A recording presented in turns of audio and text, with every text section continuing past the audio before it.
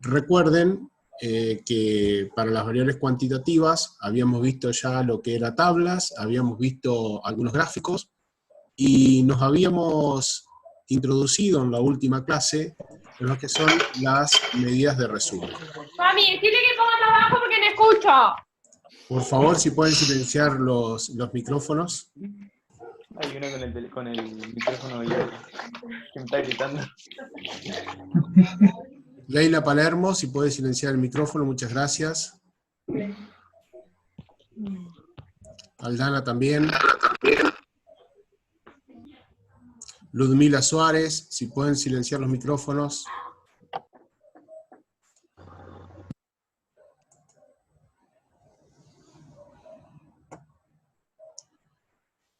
Bueno, vamos a comenzar nuevamente porque va a quedar todo esto en el audio, así que disculpen, pero comenzamos nuevamente desde cero.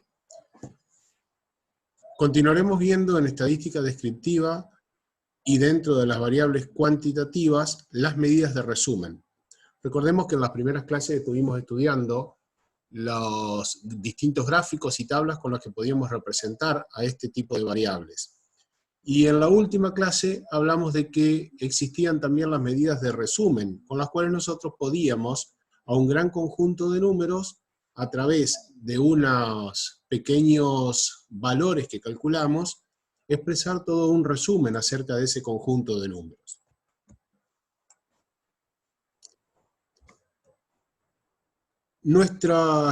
Las medidas de resumen están divididas en 4 partes, o en 4 grandes grupos, de las cuales nosotros estudiamos en la clase anterior las medidas de tendencia central, que eran la media, la mediana y el modo, simplemente para recordarlo.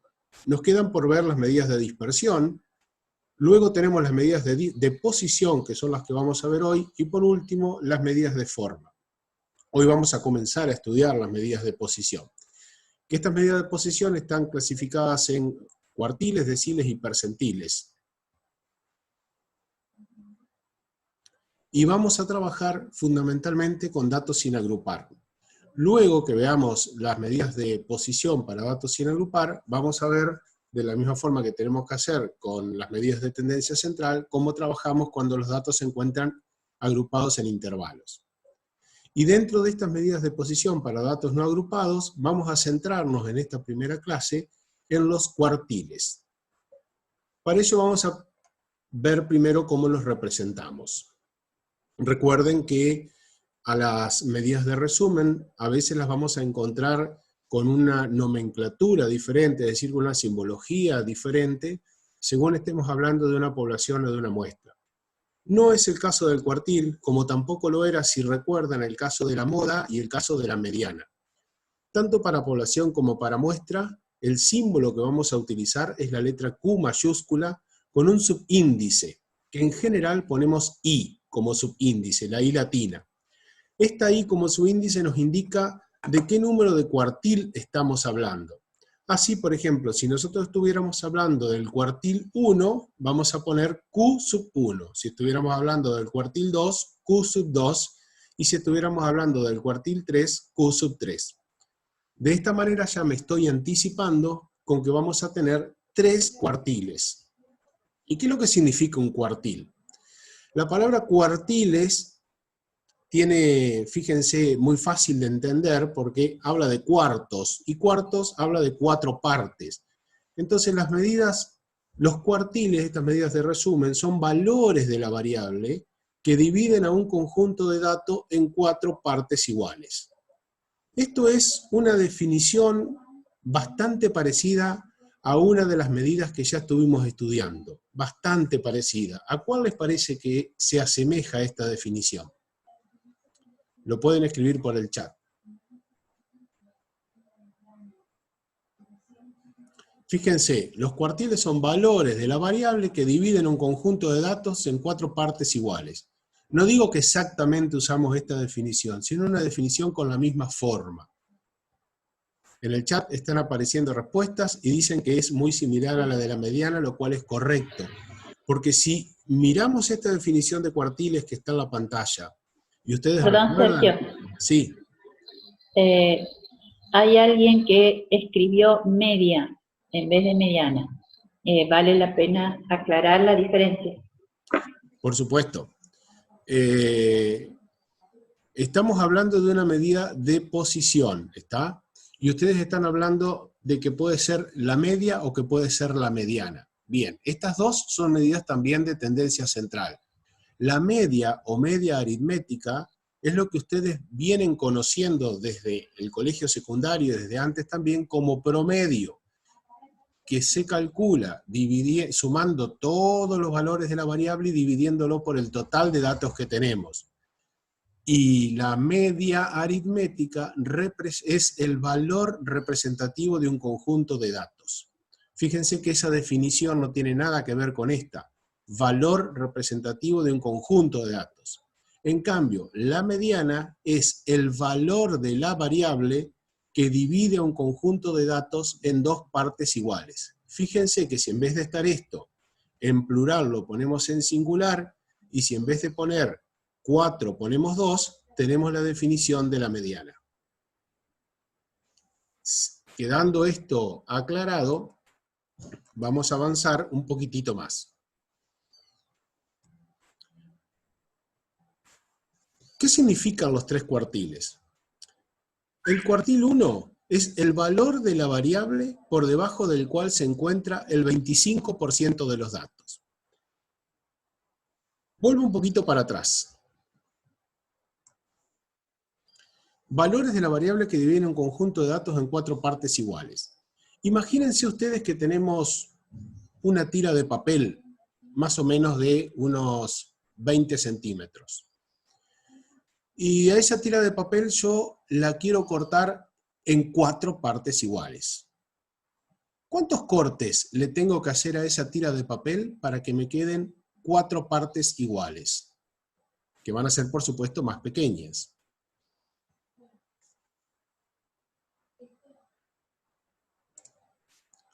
Perfecto, tenemos que hacer 3 cortes. De ahí entonces que nosotros vamos a tener 3 cuartiles. Y ahora fíjense esto.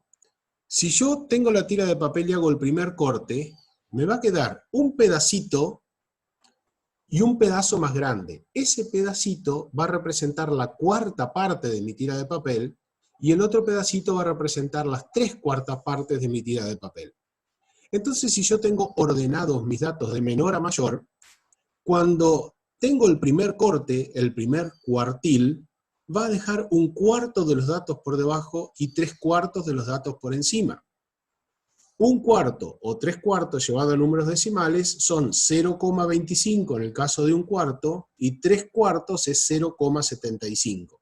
De ahí que decimos que por debajo de ese valor de la variable se encuentra el 25% de los datos.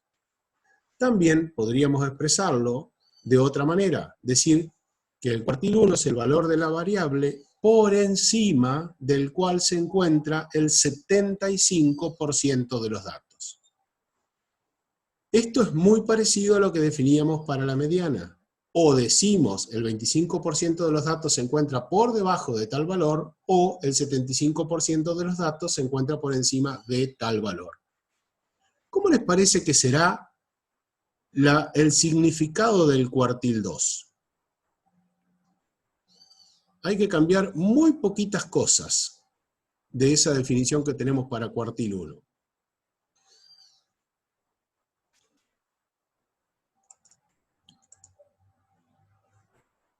En el chat dice por debajo del 50% de los datos. O sea que lo único que tenemos que cambiar en esa definición, en ese significado, para poder interpretar que es el cuartil 2, es solo este numerito, solo 25. Si en vez de 25 ponemos 50, nos queda exactamente la definición del segundo cuartil. Valor de la variable por debajo del cual se encuentra el 50% de los datos. Y de la misma manera, si quiero saber cuál es el significado del tercer cuartil, en vez de colocar 50, debo colocar 75, y entonces el cuartil 3 será el valor de la variable por debajo del cual se encuentra el 75% de los datos. Fíjense las cosas que están marcadas, ¿no? Valor de la variable Porque si estamos hablando de una variable que, por ejemplo, para seguir con lo mismo que veníamos trabajando en la clase anterior, es el peso de los estudiantes, el valor de la variable va a ser un número seguido de la unidad kilogramos. De los datos, porque me habla de todo el conjunto de datos.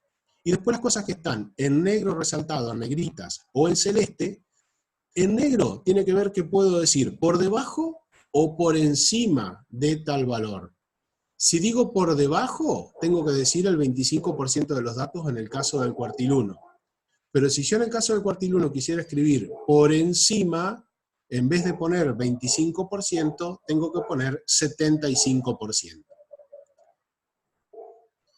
Y acá me dicen, a ver, o por encima, perfecto, para el cuartil 3 yo también podría decir valor de la variable por encima del cual se encuentra el 25% de los datos. Esto es muy, pero muy parecido, y digo yo, lo mismo a lo que definimos para mediana, que es el valor de la variable por debajo del cual se encuentra el 50% de los datos. O sea, que cuando hablemos de cuartil 2, vamos a estar hablando también de la mediana. La mediana y el cuartil 2 siempre tienen el mismo valor, siempre coinciden. ¿Queda claro hasta ahí? No hay movimiento en el chat, pero bien, dicen que sí, así que continuamos. Dicen que sí. Perfecto. Sí, dice que sí. Vamos a ver un ejemplo. En un estudio se obtuvo información sobre el peso en kilogramos. Este es el mismo ejemplo que teníamos en la clase anterior, ¿no? El peso en kilogramos de un grupo de 15 individuos que se expresan a continuación. Y aparecen los 15 valores que manejamos anteriormente cuando calculamos media aritmética, moda y mediana. ¿Cómo se calculan estos? Bueno, si yo tengo los datos, ¿qué era lo primero que hacíamos para calcular la mediana? A ver si se acuerdan. Porque el proceso empieza de la misma forma. ¿Qué es lo primero que tengo que hacer? Ordenar de menor a mayor. Muy bien, ordenar los datos. Muchas veces cuando los datos se ordenan, se habla de que tenemos una colección de datos. Cuando decimos colección de datos nos vamos a referir a que los datos están ordenados. Y el orden generalmente es de menor a mayor. Ordenamos los datos de menor a mayor y entonces podemos ver de esta manera que los datos se encuentran comprendidos, y esto va a ser muy importante para lo que vamos a ver más adelante, entre el valor 54 kilogramos, el primero que aparece, y 90 kilogramos, que es el último que aparece. Ahora bien, ¿cuál es el proceso para calcular cuartiles? De la misma forma que en la mediana, lo primero que calculamos una vez que están ordenados es la posición. Para calcular el cuartil I, la expresión de la posición del primer cuartil, o del cuartil I, mejor dicho, es n más 1 sobre 4 multiplicado por I. Esto quiere decir que si yo quiero calcular la posición del cuartil 1, en vez de poner la I pongo el 1, y entonces en esta expresión nos va a quedar n más 1 sobre 4 por 1. Si quiero calcular el cuartil 2, acá tendremos la posición del cuartil 2, y en esta fórmula, esta I se convertirá en un 2. Y nos quedará la expresión n más 1 por 2 sobre 4, que va a ser exactamente la misma fórmula con la cual calculamos la posición de la mediana. Y por último, si quiero calcular la posición del cuartil 3, tendré que reemplazar esta I por 3, y nos va a quedar n más 1 por 3 sobre 4. Veamos ahora cómo hacemos el cálculo para estos valores de las posiciones y los valores de los tres cuartiles. Por ejemplo, para el primer cuartil, si reemplazamos I por 1, teniendo en cuenta que n vale 15 porque son 15 datos en total que tenemos, vamos a encontrar que la cuenta que tenemos que hacer es 15 más 1 por 1 sobre 4. 15 más 1 es 16, al multiplicarlo por 1 nos sigue quedando 16, y 16 dividido 4 da por resultado 4. ¿Qué debemos hacer ahora con esto? Una vez obtenida la posición del cuartil 1. Pregunto porque ustedes deberían imaginárselo al haber estudiado ya cómo era que se calculaba la mediana. ¿Qué les parece?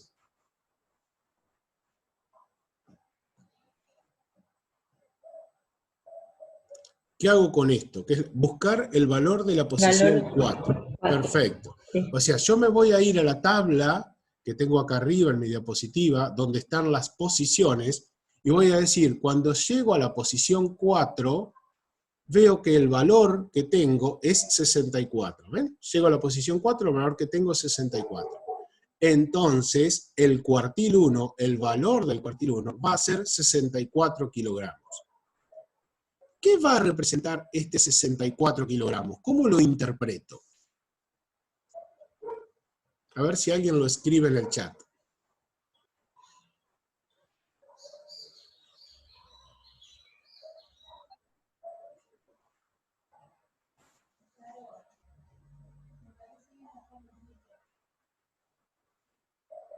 Va a ser el 25% del total.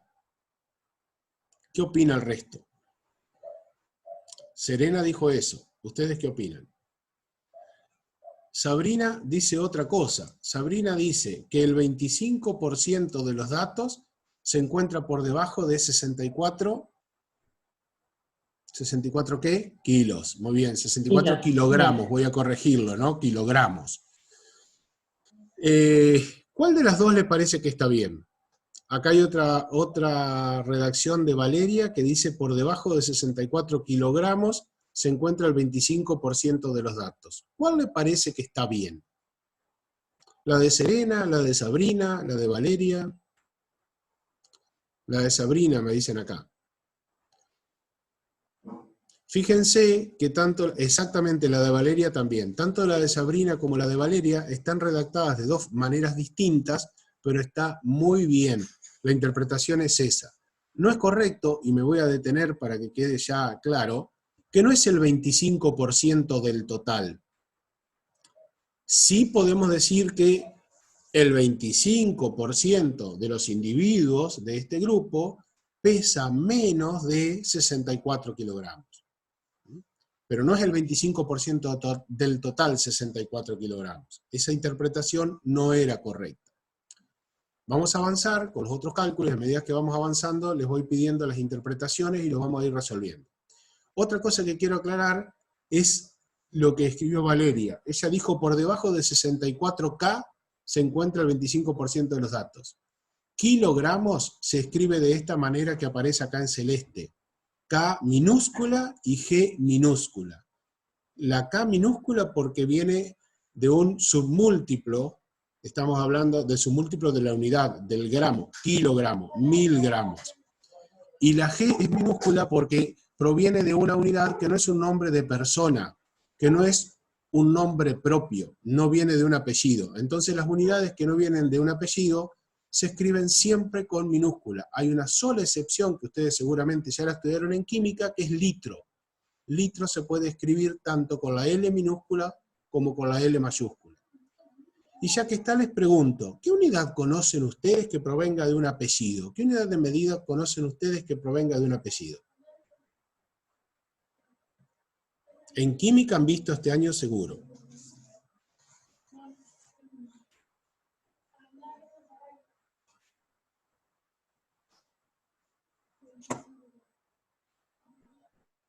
Kelvin. Kelvin es una unidad de temperatura, muy bien, y Kelvin viene del apellido de Lord Kelvin, que fue quien, en honor a quien se creó la escala, se puso el nombre de la escala. Y Kelvin, el símbolo, si ustedes recuerdan, es una K mayúscula. Y esa K sí es mayúscula porque proviene de un nombre propio. Bien, cerramos el paréntesis y nos ponemos a trabajar nuevamente en estadística. ¿Cómo vamos a hacer para calcular el segundo cuartil? Bueno, para calcular el segundo cuartil tenemos que hacer exactamente lo mismo que hicimos para el primero, pero en vez de poner un 1 en lugar de la I, vamos a poner un 2 en lugar de la I. Y esta cuenta, 15 más 1 por 2 sobre 4, nos va a dar por resultado 8. Entonces, de la misma manera que hicimos con el primer cuartil, nos vamos a ir a la tabla a buscar la posición 8 y nos vamos a encontrar con que el valor de la variable que corresponde a la posición 8 es 75 kilogramos. Y ese será el valor del segundo cuartil, y fíjense que yo les dejo indicado que es también el valor de la mediana. ¿Cómo se interpreta esto? ¿Cómo interpretamos que el segundo cuartil es igual a 75 kilogramos?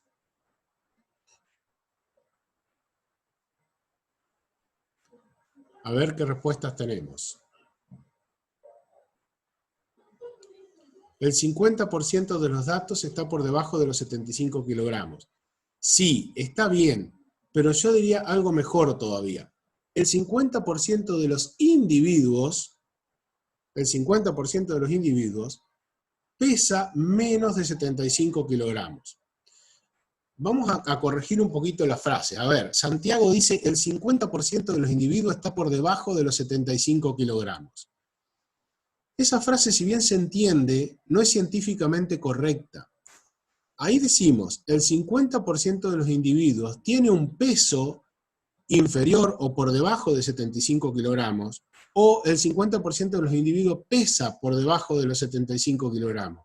Los individuos no están ni por arriba ni por debajo de los 75 kilogramos, sino que pesan. Es decir, usemos los términos correctos. Vamos a ir aprendiendo entre todos esto, así que no se hagan problemas. La redacción es una cosa que van a aprender. Continuemos hacia el tercer cuartil. El procedimiento será exactamente el mismo, con la diferencia de que a la i, en vez de reemplazarla por 2, la vamos a tener que reemplazar por 3, y la cuenta que tenemos que hacer nos va a dar por resultado 12. Es decir que el cuartil 3 estará ubicado en la posición 12 de nuestra colección de datos ordenados de menor a mayor. Y en la posición 12 encontramos efectivamente el valor de la variable 78 kilogramos, siendo este el cuartil 3. No les voy a pedir la interpretación, simplemente la voy a hacer, diciéndoles que el 25% de los individuos tiene un peso superior a 78 kilogramos.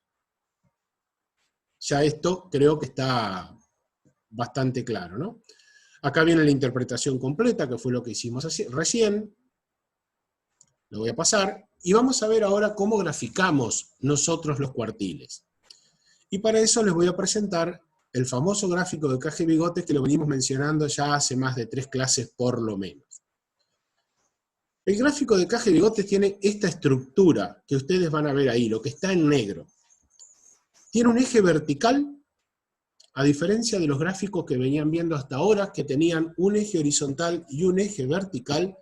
En el gráfico de caja y bigotes hay un solo eje, y ese eje se grafica en forma vertical.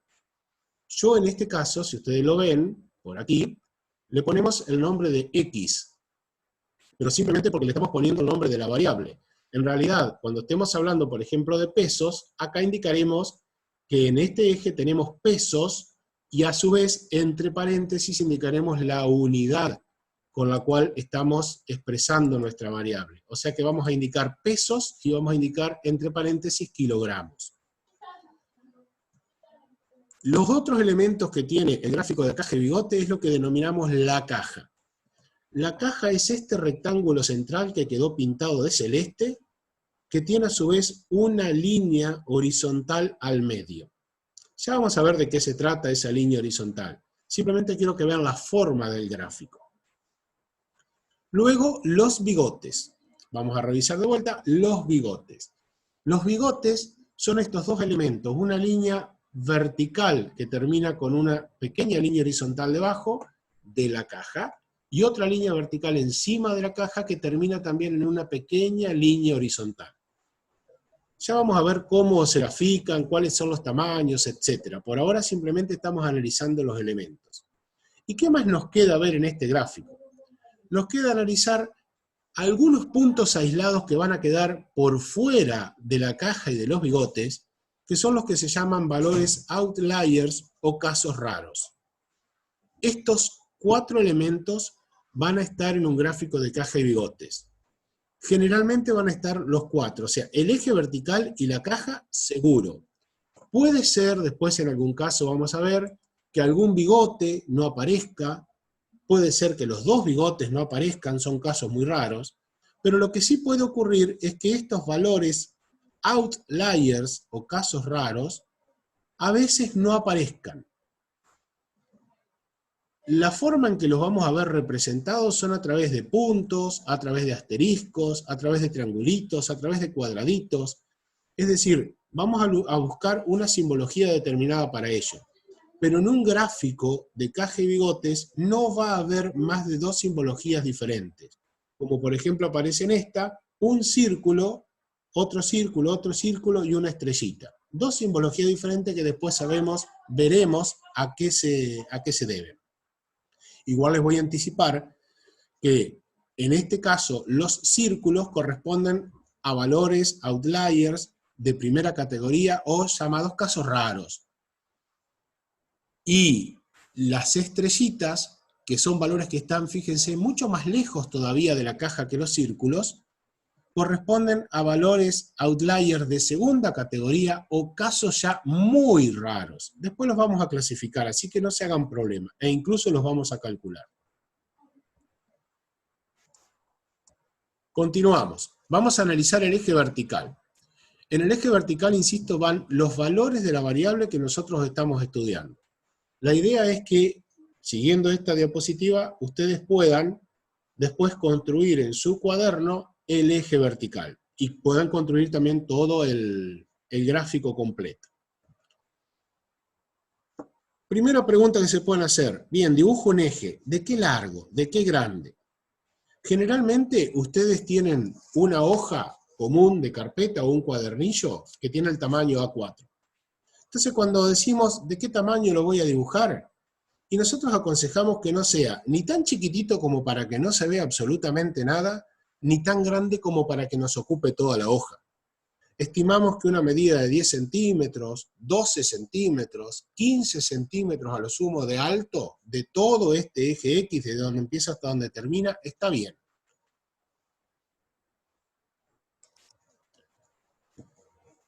Otra cosa que tenemos que tener en cuenta es cuál es la diferencia entre el valor máximo y el valor mínimo.